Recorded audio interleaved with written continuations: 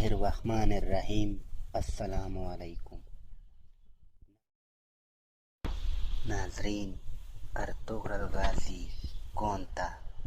आज हमारे वीडियो की मौजू अर्तुगरुल गाज़ी के बारे में है, मगर वीडियो शुरू करने से पहले आपसे एक बार फिर गुजारिश की जाती है कि अगर आप हमारे यूट्यूब चैनल पर नए आए हो तो आप हमारा यूट्यूब चैनल यूनिक हिस्ट्री को सब्सक्राइब कीजिए ताकि हमारा हर नई वीडियो आपको बआसानी से पहुंच सके। अर्तुगरुल गाज़ी कौन था?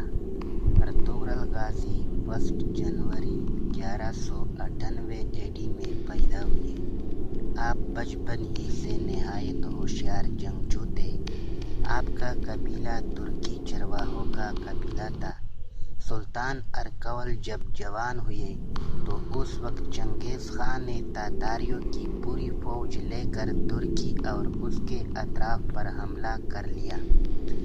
मर्दों को कत्ल कर दिया, औरत और बच्चों पर जुल्म किया।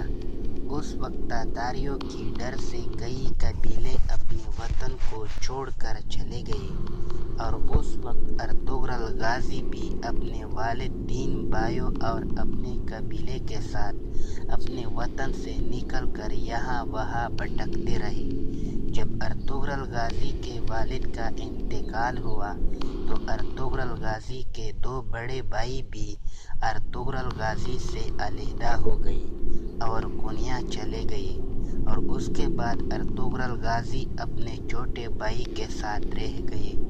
अर्तुगरुल गाज़ी के कबीले के लोगों ने अर्तुगरुल गाज़ी के बहादुरी और कबीले में सबसे ज़्यादा सलाहियतमंद होने की वजह से अर्तुगरुल गाज़ी को अपने सरदार तस्लीम कर लिया। सरदार बनने के बाद अर्तुगरुल गाज़ी ने फैसला किया कि चरवाहों की ज़िंदगी जीने से बेहतर है कि हम सुल्तान अलाउद्दीन सल्जूकी हुकूमत में जाकर सुल्तान अलाउद्दीन की कोबात के लश्कर में शामिल हो जाए। उस वक्त सुल्तान अलाउद्दीन की कोबात भी एक तुर्की थे और उन्होंने सल्जूकी हुकूमत कायम की थी। अर्तुगरुल गाज़ी ने सुल्तान अलाउद्दीन की कोबात की हुकूमत सल्जूकी राली। ये कुल 44 लोग थे। जब कोनिया के करीब पहुंचे तो उन्होंने देखा कि एक मुसलमान फौज रोम के ईसाइयों से जंग में उलझी हुई है और मुसलमान हिम्मत हार चुके हैं और रोमी इन पर गोवी हो रहे हैं। अर्तुगरुल गाज़ी को ये मालूम न था कि ये किस सुल्तानत की फौज है।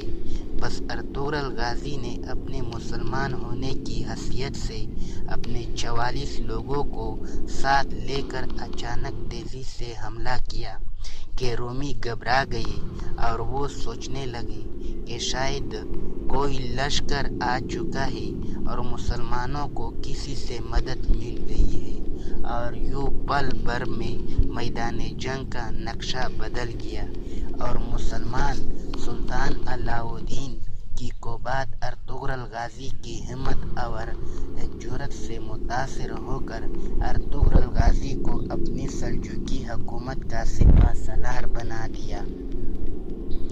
बाद अज़ा ये एक के बाद एक जंग करते रहे। हालांकि सल्जूकी हुकूमत में से ही बहुत से कोतवाल वगैरह जो अलग अलग शहरों पर मुकर्रर थे, अब इन लोगों ने खुद मुख्तारी का ऐलान कर दिया, मगर अर्तुगरुल गाज़ी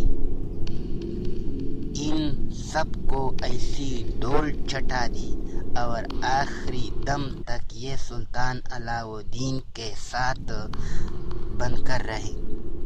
सुल्तान अलाउद्दीन की कोबात की वफात के बाद अब अर्तुगरुल गाज़ी भी एक ऐसे ही इंसान थे जो सल्जूकी हुकूमत में से ज़्यादा रूब और दबदबा रखते थे, मगर इसके बावजूद भी उन्होंने खुद मुख्तारी नहीं की, 1298 AD में अर्तुगरुल गाजी का तीसरा बेटा पैदा हुआ, जिसका नाम अर्तुगरुल गाजी ने उस्मान रखा, जो वो आगे चलकर बड़े बड़े फतूहात का मालिक बनने वाला था।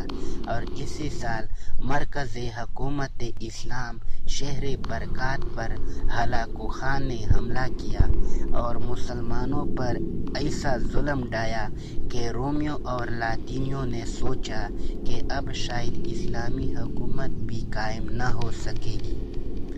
1281 1 सितंबर AD में अर्तुगरुल गाजी वफात पा गए और इसी साल इनके सबसे छोटे मगर सबसे ज़्यादा बहादुर और होशियार बेटे उस्मान को अर्तुगरुल गाजी का जानशीन बना दिया गया। और ये उस्मान ने ठीक 11 साल के बाद खुद मुख्तारी का ऐलान कर दिया और एक नई हुकूमत कायम की और उसे अपने नाम से मंसूब करके सल्तनत उस्मानिया करार दिया। उस्मान गाजी चंद ही सालों में रोमियों और लातीनियों की कमर तोड़ डाली और एक के बाद एक उस्मान गाजी और उसके बाद आने वाले मुसलमानों ने दुनियाई इस्लाम की तीन बरआज़मों पर फैली हुई और सबसे तवील वक्त तक चलने वाली हुकूमत को वजूद